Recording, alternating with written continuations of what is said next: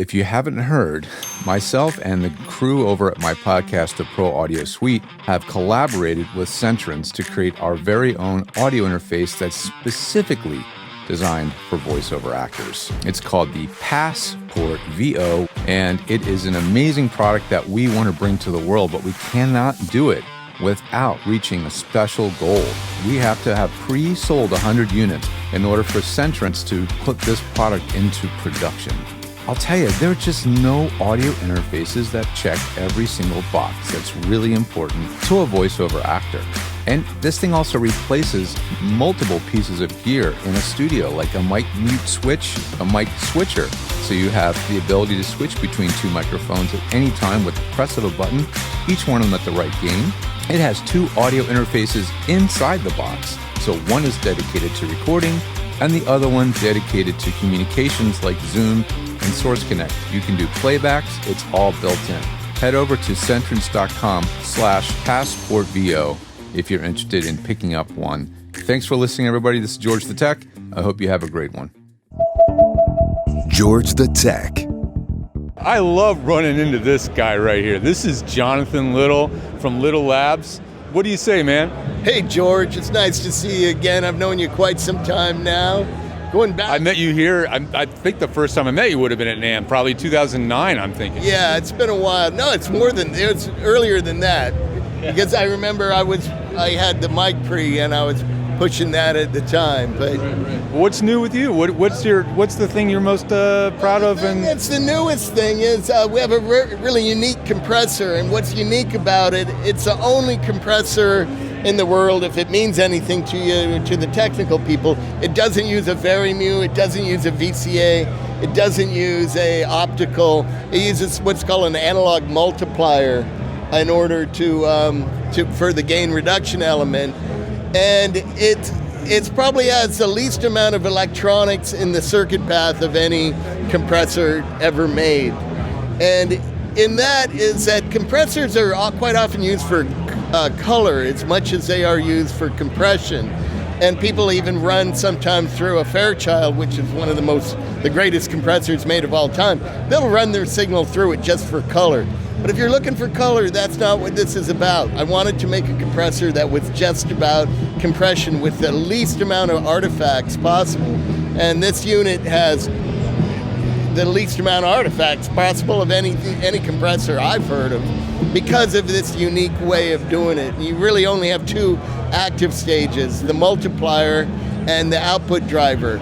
And the more complex part about it is the analog multipliers, which create the envelope of how it handles the signal, the attack and release, to have it done in a way that's nice. So I love it because of its simplicity, like of how easy there's literally two knobs. I like that. I have found the more knobs I put on a product, the less I sell of it, because there's so many things with so many options, and this has actually found its niche market in voice and vocals specifically. Now, and I know George here is all about the voiceover market, and it's also found a use in the voiceover market because it just adapts really well to that because the attack and release times were made for vocals. No, it's got a threshold, but not a ratio. So does it ramp up? It's sort of ramp up the ratio. Yeah, it's got it's a variable ratio. Gotcha. Yeah. So if you want to get more limiting, do you increase the threshold or do you increase the input? You increase the threshold. Gotcha. Yeah. It only has a threshold and an output. Right. So you crank that as you're compressing it, you can bring the output level up. And then you go between bypass and in and out to make it. And then it's got a gain reduction meter, which is really handy for what it's doing right now. It's showing gain reduction. Gain reduction meter. 1 1 1 1. Yeah. We use a Nixie tube because it looks nice and. Oh, that's a Nixie tube. And it's very reliable, and we're helping Ukraine out because all the Nixie tubes come from Ukraine. I didn't know that. That's really cool. So they have a good shelf. They have a good life. They last. Oh yeah, they people have said to me, I don't know if I want to get that because it's a tube. It's not going to last long. These things are made for the military, and they're made to last forever. That's fantastic. I love the simplicity of it.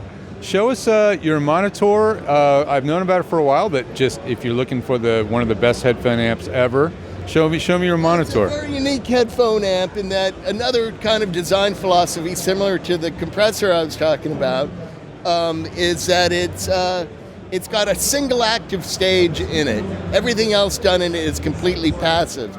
But what a lot of engineers like about it, on the fly, you can flip between left and right, right and left, so you're flipping ears.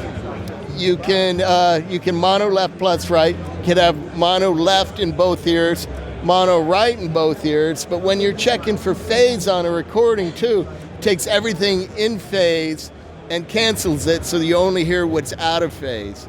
And that's what the phase left minus right one is. It also has use in analog tape machines for setting azimuth, and it's a great sounding headphone amp that it's used by a lot of mastering people. You can hear like tail ends of reverbs really well with it. It's highly detailed, and that's why we call it the source analyzing headphone amp. So it'll drive really any impedance headphones? Well, yeah, it's really meant, though, to be honest, for pro higher impedance phones. So it's very popular with the Sennheiser HD600, with the Bayer 250 ohm headphones, the 770s or the 990s or those kind of things. It was designed around the Sennheiser 600, 650, 580.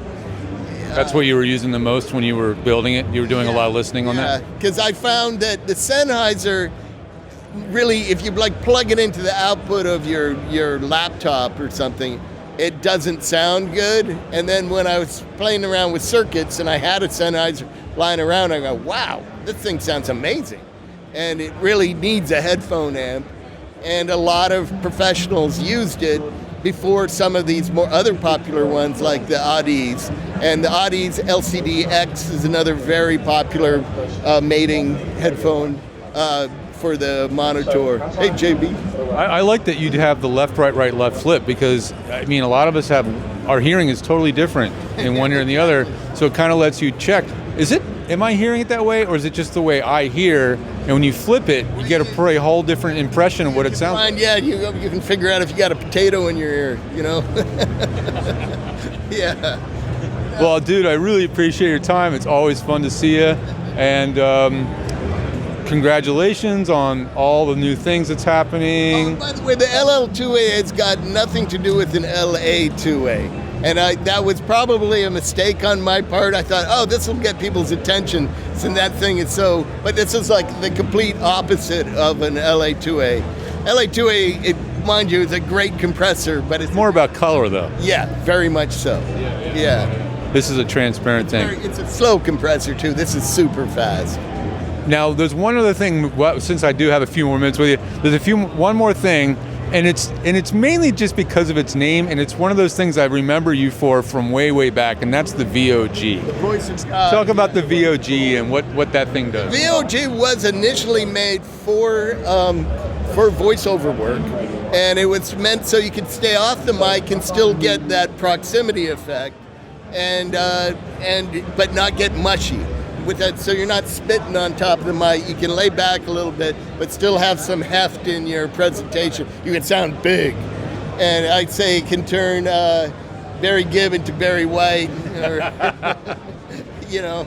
And but it's found its way into like kick drums and the hip hop world, the 808 world, and it's basically a resonant high pass filter that has a very high Q that you can sweep between 10 and 200 hertz, and as you increase the